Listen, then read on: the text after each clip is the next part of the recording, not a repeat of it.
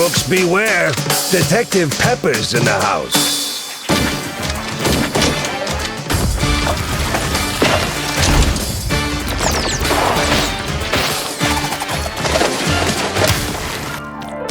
Our studio combines two worlds. We combine game dev with animation. We wanted to make a game that looks like the cartoons that your grandparents probably watched when they were kids. And the rest is history.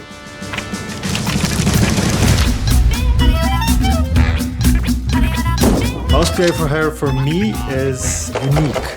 They won't even know what hit them. Surprising. My hero! Wacky, extraordinary. More than just an old-school shooter. It's a game like I've never played before. Are you ready for a sneak peek of what we are cooking here? Oh boy, here we go.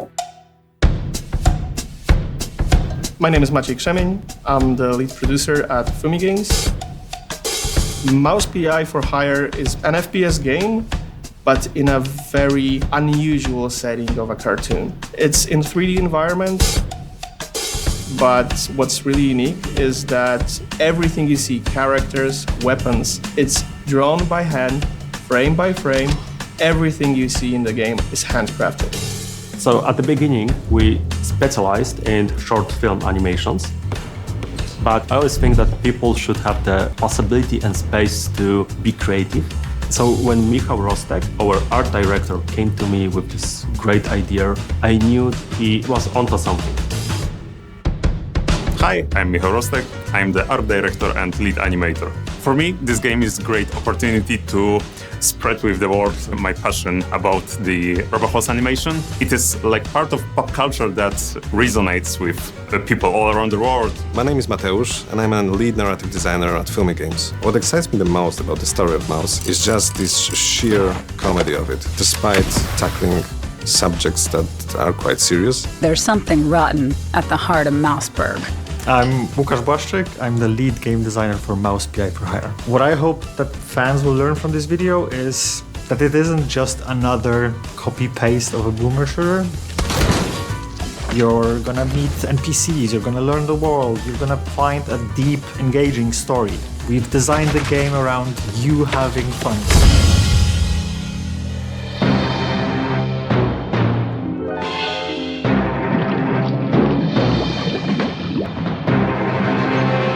Our main goal with Mouse is that every frame of the game should look like old cartoon film from the 1930s. A clue, a lead.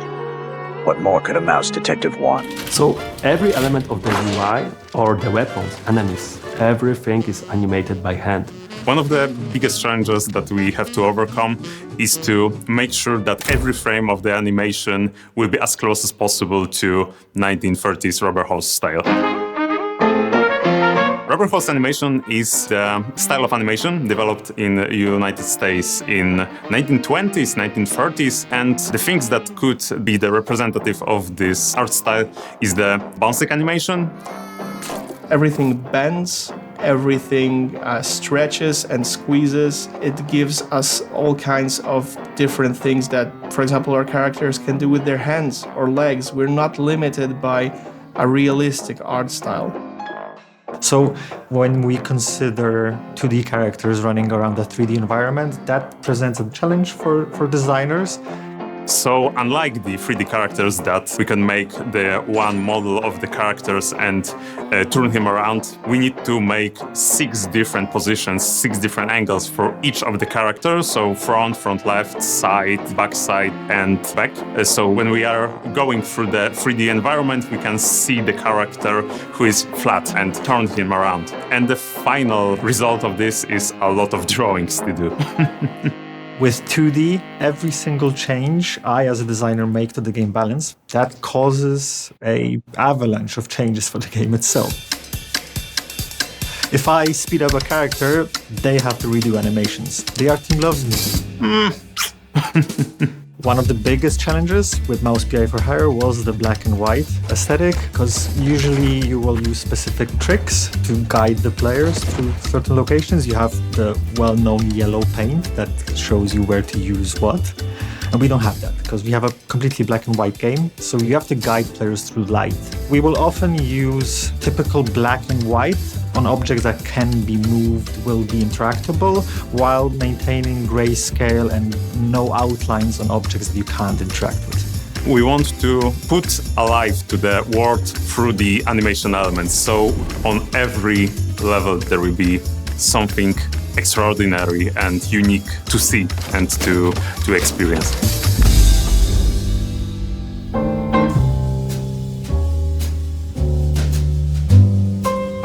The world of Mouse PI for Hire is a sprawling world that we were working hard on making as believable as it can be in a rubber hose style. And as such, it's a little bit comedic and it's a little bit serious when it needs to be.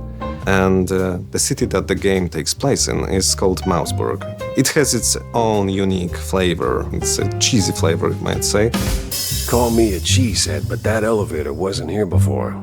Most of the society in Mouseburg consists of mice, but there are also shrews and rats as well. But with a society this diverse, it sometimes creates some friction. And our protagonist, Jack, is put in the middle of those situations where the friction occurs. And it's up to us to solve those problems in many different ways. Crooks beware! Detective Pepper's in the house. So Jack Pepper, as the title says, he's a private investigator. He's a war veteran and he has his own scars. He has his way of extracting information and it's not always as graceful as you might expect. Ow! What was that for? Standard procedure. Little sucker punch before questioning never killed anyone. So, as a private investigator, Jack is approached by his clients. And he is tasked with solving 3 different cases. Each of those cases serves a different purpose and adheres to a different trope in general noir theme. Basically, the cases are starting points for each separate storyline that we have. Along the way, on the levels, we find some clues. Sometimes these are notes, sometimes these are physical items. Seems I'm not the only party here. And once we get back to Jack's office, we approach a corkboard. And whenever there is even a feeble connection between those evidences, you just link them with a red line, which in our case is a gray line. And there's a chance that it will open up a way to move the case forward, to open up next level, or open up the conversations with an NPC in the hub zone.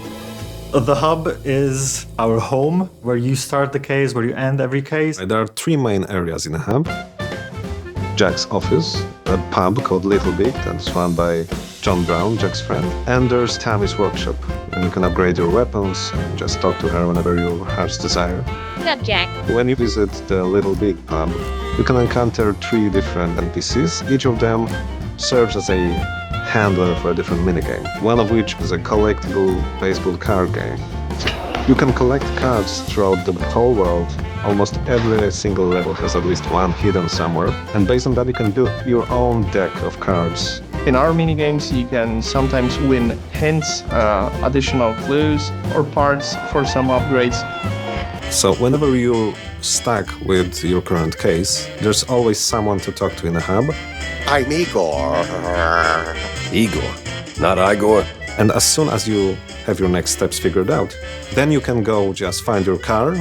And as soon as you interact with it, you're being transported into overworld map, through which you can traverse with a little nicely painted car and arrive at the specific destination that the case urges you to go to. Mouse PI for Hire has more than 10 biomes. Every single biome has somewhere between 1 to 4 levels in it. Since the story is set in the noir style, we thought that every level in the game should be inspired by locations from the cartoons from that era. We want to make sure that the levels will be not only full of variety of places, but also will be as wacky, as cartoony as possible. Well done, genius. You broke the damn air duct. Streets is one of the earlier levels within the game.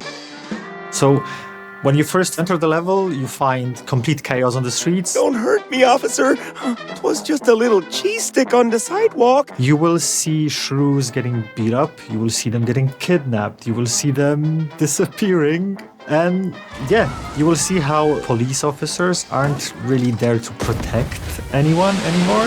Well, that was a speeding ticket for sure. Your goal on the streets level is to enter the police station and find out what's going on to the larger population of Mouseburg itself. There are enemies running around left and right. You will fight enemies that you haven't seen before, especially in the previous parts of the game. Here's Jacko. You will have cops that use batons and try to pacify you with them. So enemies, enemies, enemies. Before that, the previous levels were more toned down when it comes to the types of encounters and the amount of enemies you encounter, and this time when they will come at you with everything they have.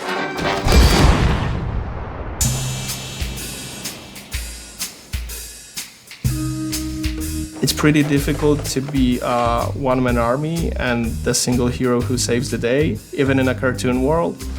So we want the game to be challenging but fair at the same time. Where the hell did those lunatics crawl out from? I'm taking a small amount of specific enemies, like melee enemies, ranged enemies, tank enemies, and those are initially presented to you as the player to deal with, learn how they behave, learn what to expect, and then we add twists, what we call modifiers to them.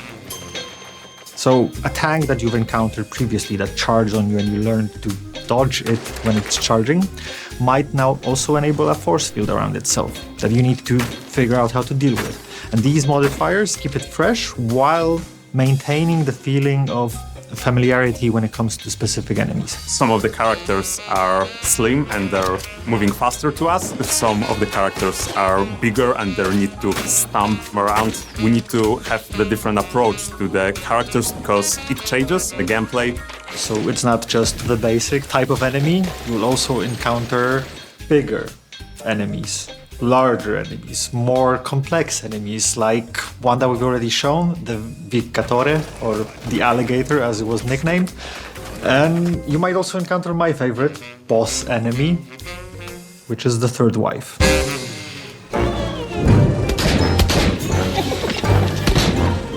Once you encounter a specific enemy, you would want to choose a specific weapon. We have a standard roster of weapons, so you get a pistol. Obviously, you have a shotgun, a Tommy gun. But since it's a cartoon world, there is a freeze gun. With this portable freezer, your meat and dairy will stay preserved until the end of time. There is what we call a conscious gun, which is basically a brain in a jar attached to a weapon. With our device at hand, making friends becomes mind-blowingly easy. The cartoon cannon, it's a cannon, so what do you expect? Sometimes you knock. Sometimes you knock it down. The alt-fire mode, on the other hand, it will allow you to use that loaded cannonball in the weapon, smash it into pieces, and fire a burst of smaller projectiles if you want to deal with more enemies at the same time. Weapons in the game will also be upgradable. There's a progression path you can follow as a player, so it's not just I gain the weapon and that's it. I can also improve it. I'll gain additional firing modes to that weapon. So every single weapon that you encounter as a player or unlock as a player should feel fresh, not a copy-paste of something already found. So our approach was to give every single weapon a feeling of that's a perfect weapon for that specific enemy. However, how we designed it and how players use it might be a completely different scenarios. You need to feel like you actually deal a lot of damage. So we managed to achieve that both animation-wise and sound-wise. We understand that what players feel, it's always a blend of what you see and what you hear on screen, right? So obviously the first and the most important part was to make sure that the sound design properly accompanies the gunplay. So we have to balance our sound effects to sound pretty oomphy in a kind of way. You need to feel like you're shooting someone in the face sometime, right? We also need to make sure that the music in game sounds like the old cartoons that we refer to. So what we did, and it's actually a feature that we are really proud of, is we added a couple of different distortion filters to the sound in the game that you can choose from. starting with a filter that sounds like very early wax cylinder recordings with a heavy distortion. You can choose to use a filter that resembles, say, 1930s/1940s vinyl records. Obviously, if you want your sound in mouse to be crispy clean, that's fine. You can opt to do that. So we want the players to be able to customize their sound experience to an extent, which is pretty cool because it does change how it feels.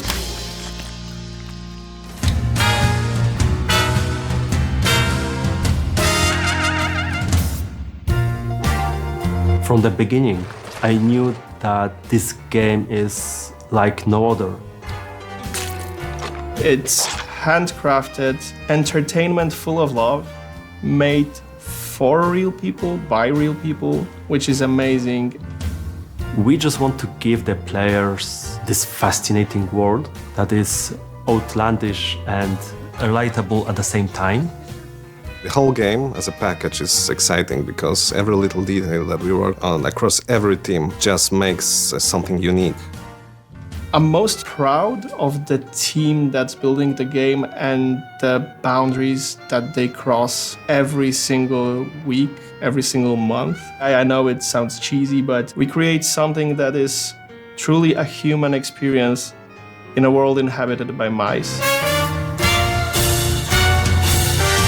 When you are a creator, you always want people to enjoy the work that you do. So it was really outstanding for me that this idea resonates with all variety of people. I can't wait to see how players are enjoying it, what they're doing with the game, and seeing the creative fluids that we've put into the project go beyond that. We showed you a lot today, but there's definitely more where that came from. So now it's time to step out of your office, gather some clues, connect the dots, and save Mouseburg, because right now you're the city's only hope.